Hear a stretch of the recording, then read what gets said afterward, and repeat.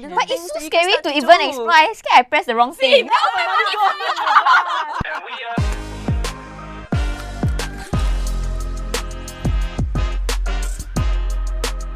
Hello and welcome to this episode of TBH. Today we're talking about money, specifically discussing about the faith and finances.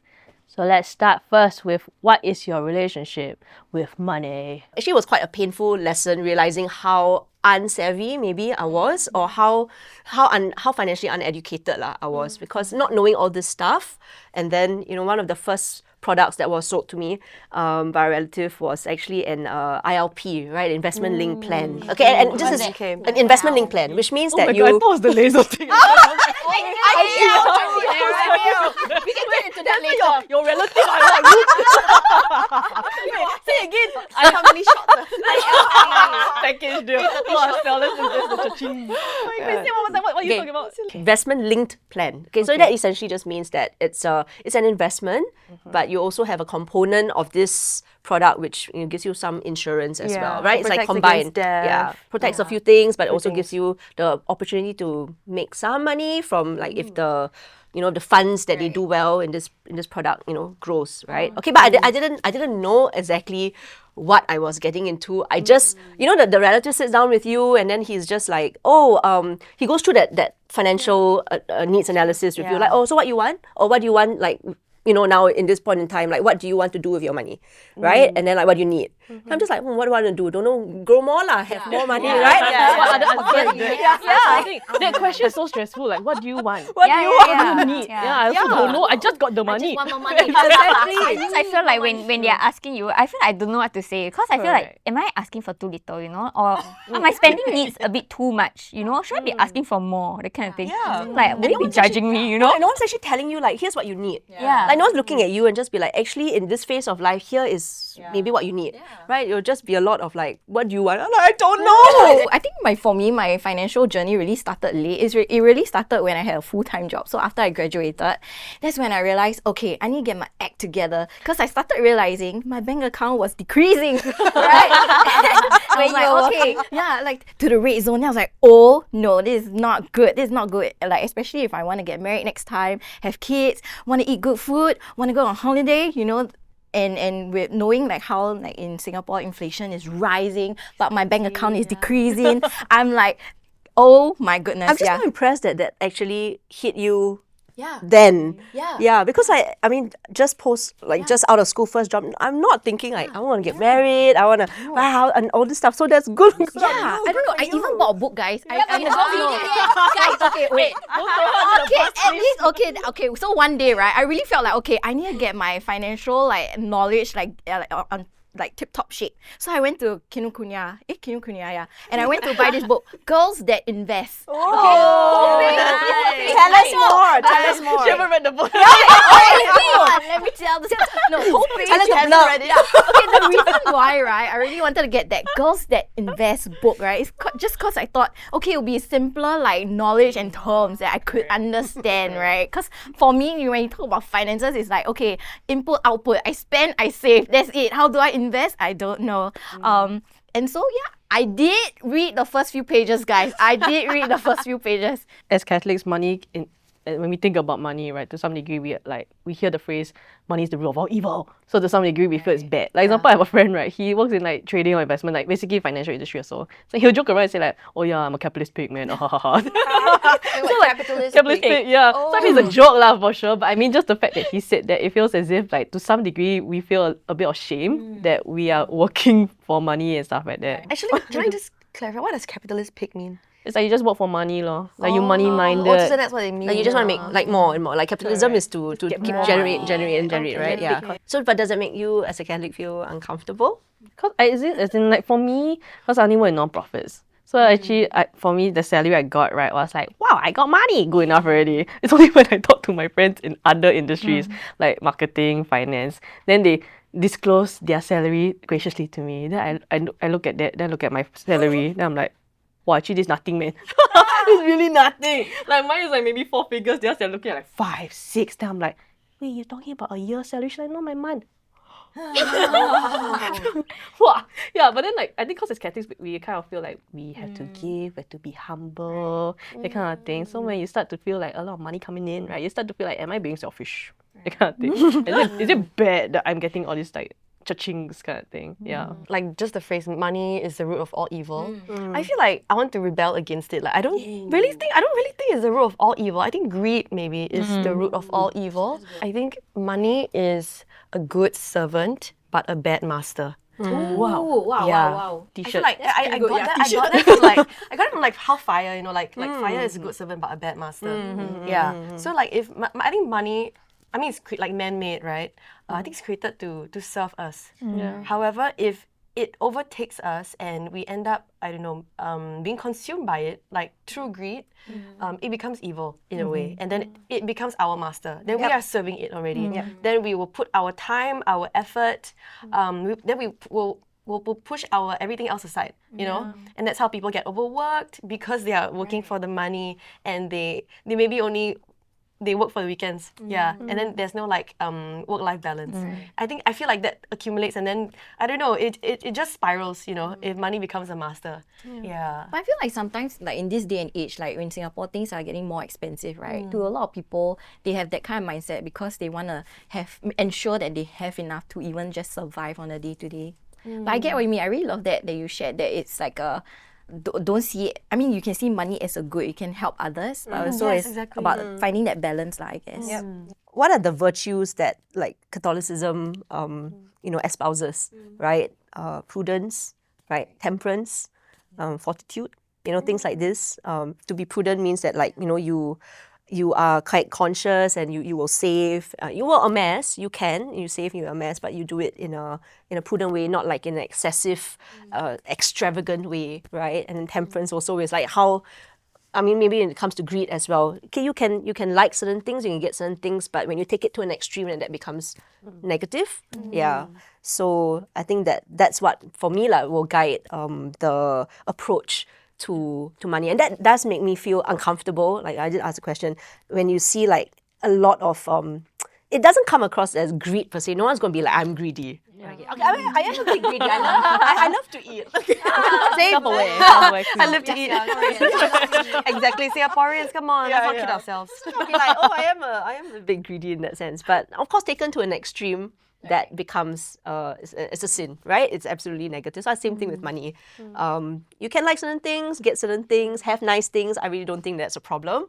Yeah, but when you keep wanting the next nice thing. You must have that thing, and then I think it goes into a very negative spiral, because what happens is maybe you start clocking up debt. You know, you start spending more than you have, right? You take on debt, spend on your credit cards, borrow money. That's why people go to the banks, or they go to the money lenders, right? And then that becomes a massively negative spiral. Like consumerism, like just over-consuming things. Exactly. Yeah. Sure. So in the Bible, okay, I was reading up and trying to. This me being financially This is like the book she read. this is another book, the Bible. Yeah, it's another book, the Bible. Yeah, the Bible, the Word of God, the Word of God. Amen. So there's this parable in Matthew. Yeah, the book of Matthew, and then they were saying like the parable and the talents. The parable of the talents. Parable of the talents. Yeah. So then they were saying the king or the master gave like 3 of the servants like some money, and then one of the servants actually hid it in the ground, and then he got like basically scolded or killed or something, right? Okay, he did not get killed. He got reprimanded, right? For not like growing the talent or like whatever the money. So then to me, right, when I go back and reflect, I'm thinking like, oh no, sometimes maybe I could be like that dude. Like starting out my financial journey, with the POSB savings account when I was young, right? The squirrel right? It exists actually. I did not know how to grow my money. Wasn't taught about it. Is that so wrong? I think to that. I have a different perspective on it. Okay. So that one, they referred to it as like, the talents, right? And the way I see it was more that there was a responsibility given to the servant. He did not steward that responsibility well. He hid it in the ground. There's the other 2 went and they multiplied it. They took that little task and then they made it better, right? So in a way, they made the world better, or they gave it to. They offered it to someone, and then I mean, that's the way that I see it. So I think it's not so much specifically to money per se, but it's the attitude. Yeah. So if the attitude is that, okay, whatever you have, you administer it well, you steward it well. And if that means investing, if that means that you grow it so that in the future you and your family have sufficient, that all your needs get covered, you're properly protected, you're not destitute, you don't have to go and get yourself into debt, right? Then I think that is responsibly stewarding that talent that you have. But now it sounds like, it's okay and it's good to invest, but it's wrong and it's a sin to desire more. You know what I mean? Like, it's wrong to keep working hard just for the money, that kind of thing, but it's okay to invest. But what's that line? Like, what makes it okay and what makes it not? I think then we go back to, this is for me lah. I would go back to Catholic or virtues, right? Or the groundings for the way that we live out our faith. Like greed, like what are the 7 capital sins, right? So greed definitely being one of them. If you're hunkering down and just working because you just want more, right? The bit on consumerism or capitalism that we're talking about, then that's probably a very disordered way of looking at amassing money. So will you say that also applies to investments? Like, I think so. if you keep just trying to get more and more and more, that's also bad. What are you saving for, right? And also, why do you want to amass all this? Is it driven by pride? Yeah, or is it driven by generosity because you want to share it, because you can give? Investing in itself is probably not a problem. Yeah, it's maybe your attitude towards it and your desire for or maybe a disordered desire towards just having more, making more so that I can be rich. But or if it's like self-serving, right? Yeah, it doesn't exactly. go back to stewarding God's money for the building of the kingdom. Definitely. Yeah. I think if you know what the money is for and you're a good steward, right, you live a life that's less stressful. Because I feel for people when they don't know what they want the money for, right, and they just want it just for the sake of it, it gets very anxious-inducing, anxiety-inducing, because I need more. Then actually after a while, right, you're like, why? Why So for example yourself, you're now at this point and you're starting thinking about all this stuff. What drives you to think about money? Yeah, think about money or to amass a little pool of money and I think it's because, like I said, age lah. Like, I think with age comes wisdom and stress. But the reason why I'm thinking more about saving and stuff is really because of age, right? My demands of life is changing. Yeah. So I have to start thinking about it. Or else I'm not prepared lah. I'm not prepared for a future that could possibly have struggles and stuff like that. Yeah. So just because I trust God doesn't mean all the struggles are gone, right? I to some degree need to do something about it. Yes. One thing that I'm thinking of, right, is I need to take care of my parents. Yeah. So I mean, it's great. If I don't think about my parents, sure, I just save for myself lah. Holiday lah, house lah, future husband, whatever. But I'm also a filial daughter, I hope. And then must save some to in case something goes wrong, I can chip in lah. Or I can help my siblings if they need hey, May, you got some side cash, can lend me? I'm like, yes, brother. Right? I want to be able to support them in that sense. Yeah. But so for a person who, for example, is earning very little, right? And they want to invest. Would there be recommendations given to a person also? Yes, definitely. Yeah. Right. It's possible lah, no matter what. It is. Right. It's all personalized. Right. So there's no one size fits all. Okay. Yeah. It's not those who are earning, everyone our age should be earning this amount. If you're not earning this amount, then you cannot plan. Because sometimes it feels like you need to be earning a lot, right? And then you can park this amount every month. Right. Yeah. No, actually that's a misconception. Yeah, it is a misconception. misconception. Yeah. So I recall this story of everyone being super shocked. I don't know whether it was here or in the US, but everyone being super shocked by a secretary who, at the end of her life, had millions in her bank account simply because maybe as a secretary she wasn't earning tons. But I remember this story made the news, really headlines. Yeah, because I think when she passed, she had 7 million or 8 million in her bank account. It's simply because she had squirreled away whatever little she had put it in maybe some very good investments, or she had put it to work, right? And then compounding over time, amassed her this enormous fortune at the end of her life.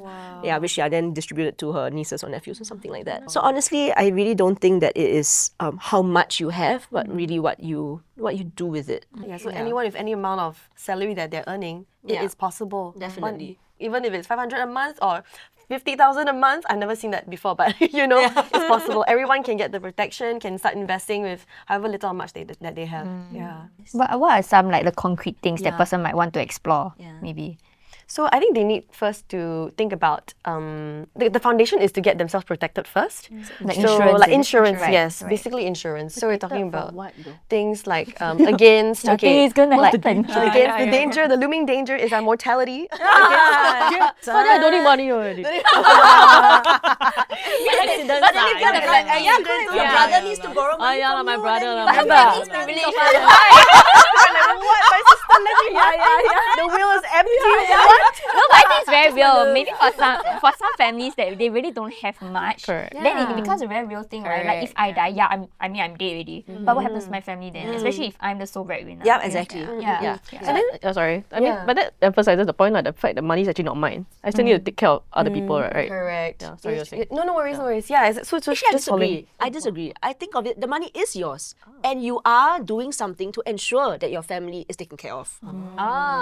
Okay, yeah. Good stewardship. How the still. turntables. Okay, so the thing that we have to protect against is against a death, accidental death, touch wood. I have to say touch wood a lot during my work because it's very sway, very unlucky. And nobody wants to talk about these things. Nobody wants to talk about these things, exactly. Yeah, so against total permanent disability. So that's when, if one finds himself disabled, they can't work. Chronic illness. Chronic illness, critical illness, dread disease, terminal illness even. Dangerous. But accidental things that happen that lead to these things. Yeah. So that's like the foundation that they need to like settle first before we go on to and before we go on to like investing. Yeah, because investing I would say is the second level already.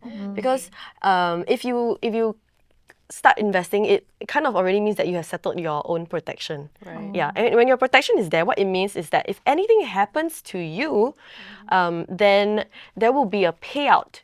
And that payout is essentially income replacement.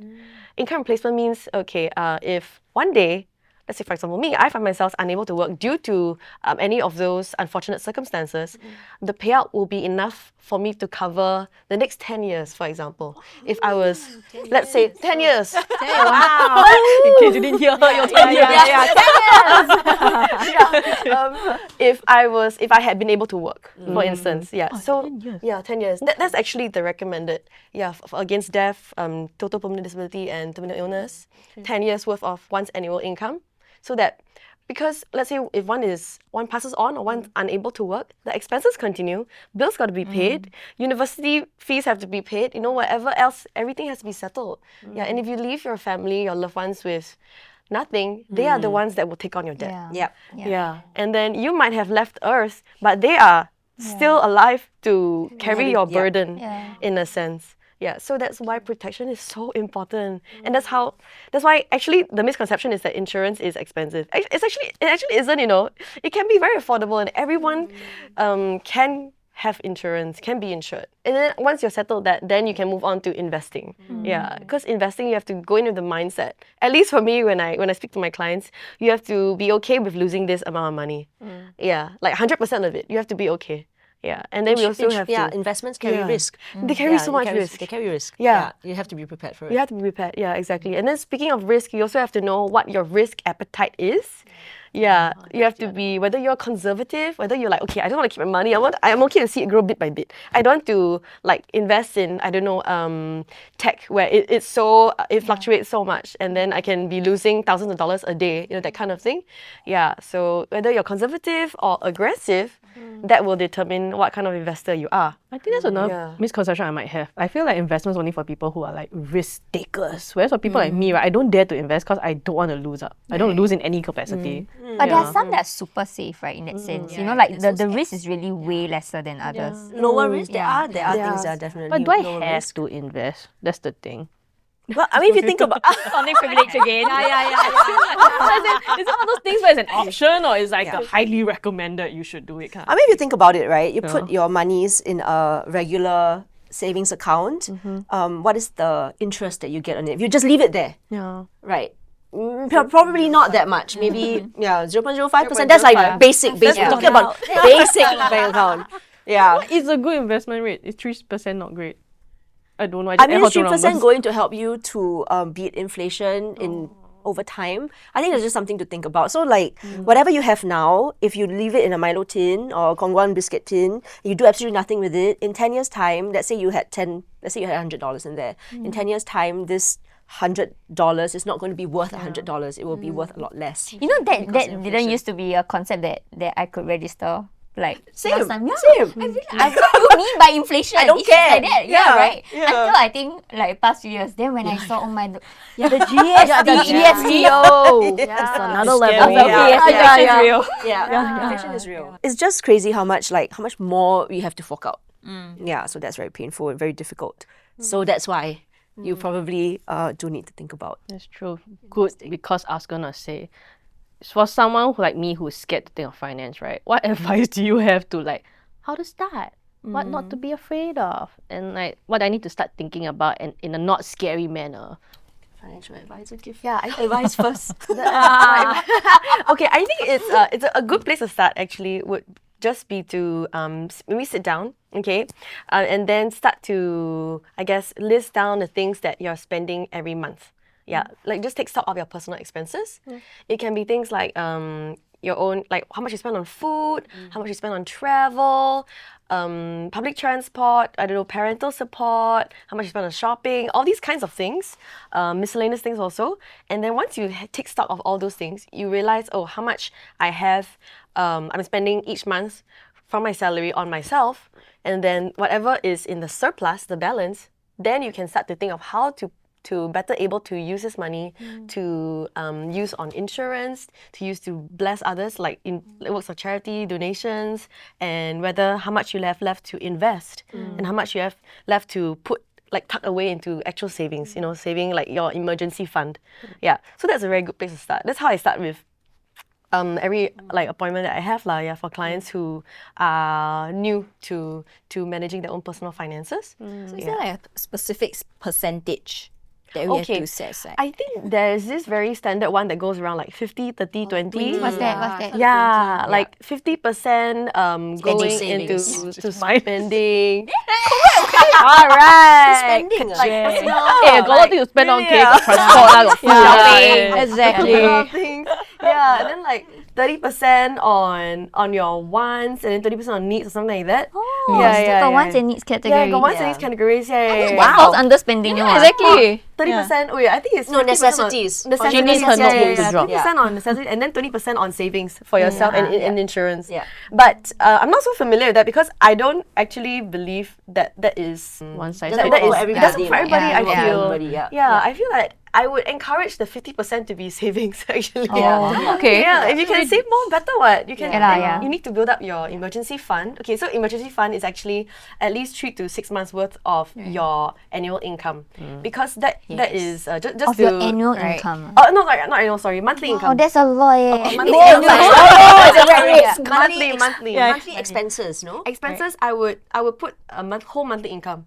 Actually, okay. I mean, because safer I'm a very to say, okay, conservative right. That we can financial do. consultant. Yeah. So I'd rather err on the side of caution. Right. Yeah, more is better than less. definitely. Which is why again it's good to have to reflect on what you want, your Yes. goals and your own Yes. personality, Yes. right? Yeah. Because like Yes. you said, like it's Personality. not Yes. it's not a one size fits all. It's not at all. It's not a one size fits all. Yeah. But then people can like, my personality is I just want to shop all day. You Yeah. only live once. So now sell everything. Yeah. Maybe that's why I'm around. I have a job because I help. I have to police them. Yeah. I realize like that actually it's very funny. It's very relatable because I can't be a hypocrite and say I'm like very regimented. No, I also have days where like, oh my gosh, I'm spending more than I'm saving. You know? Yeah, I have to keep myself in check as well. So I also I have to kind of meet them where they're at. Like, so, okay, I understand that some months we don't do so well. Some months we are better at saving. It's okay.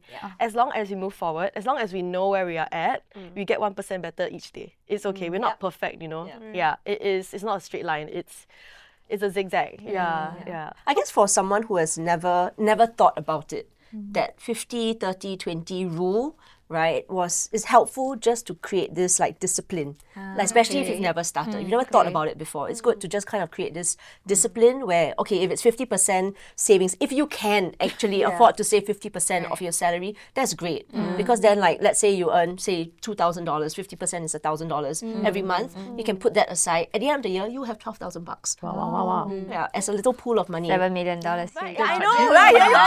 Exactly. If you can do it, like, why not? In the arbitrary shit, 7 million.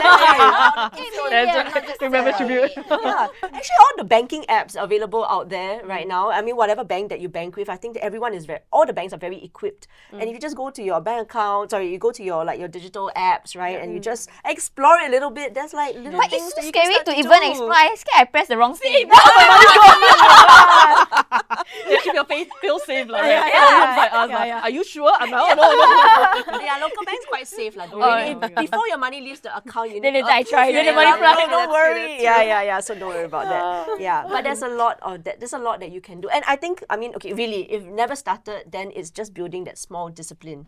Save first, right? Save for all your emergencies, and then plan to have some for your insurance, so you can pay that off, pay your bills, right? Whatever little you have left over, ensure that you build up like that emergency fund first. Then with excess, okay, then you can start investing. Correct. $100 a month. You can invest with $100 a month. Not impossible. There are also bank accounts out there that pay you like bonus interest for doing very regular things that you do in your bank account. Like credit your salary to the account. You can get like some bonus interest, or like you save a certain amount of money, you get. Like you save more than what you saved last month, you get bonus interest, or if you invest and all that, you get more bonus interest. Okay, so a good step one is to find a good bank account, maybe. You have a bank account that can pay, like, that has some of these pillars, right, that can give you a little bit more bonus interest. It's then good. after that, we build up that skill Saving, set, what you yes, said, the the whole, like, discipline. we look at the tracking and the saving and the whatever. Yeah. Then when we are more knowledgeable and feel secure, then we're like, invest! Whatever. According to your risk appetite. According to your risk appetite, Yeah. Make sure you know yourself. We reflect on our goals With the and right attitude. Look to the Yes. extreme, what we want, what we need, what we have, and then we go into that next step, making sure we do it protected. Yeah, but I think Protected, like Nat say also, exactly. it's important to have the mindset of like, if I'm investing, I have to be ready to lose it. Yeah. Yeah. So you're not like, oh my gosh. Yeah. So don't go in Exactly. So you don't lose blind. yourself. Yeah. And to always remember the end goal of why you want to invest and why you're doing what you're doing. Yeah. I think the intention is very important. Yeah. The Catholic Foundation has a personal finance management program that's been running for, I think, about 5 or 6 runs so far. And I think it's also a very good place to start, especially if you want to see it with from a Catholic perspective. It's called God, Money and Me. I was involved with the team, kind of piloting the program, writing some of the content as well. So I think that's actually a very good place to start. It teaches you about whether it's God's money, your money, right? Work, the ethics of money. There's some practical sessions of sharing and also going through like investments, debt, insurance, and also like learning a little bit, right, of how to start financial planning. So I think it's a good program for someone who's just starting out, Catholic, who kind of wants to know a little bit more of the Catholic perspective to managing money. So that's also something you can think about. I think the good thing also is that we live in 2024 and there is so much good knowledge and content out there that, like I guess financial advisors like ourselves would put out on social media. There's so much access at our fingertips. There's actually no reason for anyone to say, if you're interested, that I don't know, because there's a lot that's broken down for everyone out there already. Yeah. So I think, it really is up to the individual. You want to do something, you start taking action. You look for a financial consultant, you attend a program, you read content online. Finally get to your book. Yes, get to your book. Yeah. And there's really no reason for us to be like gundus about this lah. Yeah, I think you just need to start. But I mean, admittedly, I feel like I started pretty late. You guys, you're a bit younger and you start now, I feel like you'll be in a very good position. Can have a house. Yeah, You can get married. Yes, you can survive. You can keep yourself alive. Bernie said can. Yeah. Thanks for watching today's episode of TBH. Do let us know your thoughts in the comment section below, and also any topics you'd like for us to speak about in the future. Remember to like, share, subscribe, and hit that notification bell. See you in the next episode. Bye! But the funny thing is actually the younger people now are being more like financially sound than I feel like Because also our age. they're more educated. Maybe, I don't know. I was going to Are we not? So, example, during this wedding seasons when everyone's getting married, right? I think about ang paos. I'll just lick the wind and be like, today I feel poor, so I'll give a bit less. Today I feel rich, so I gotta give a bit more.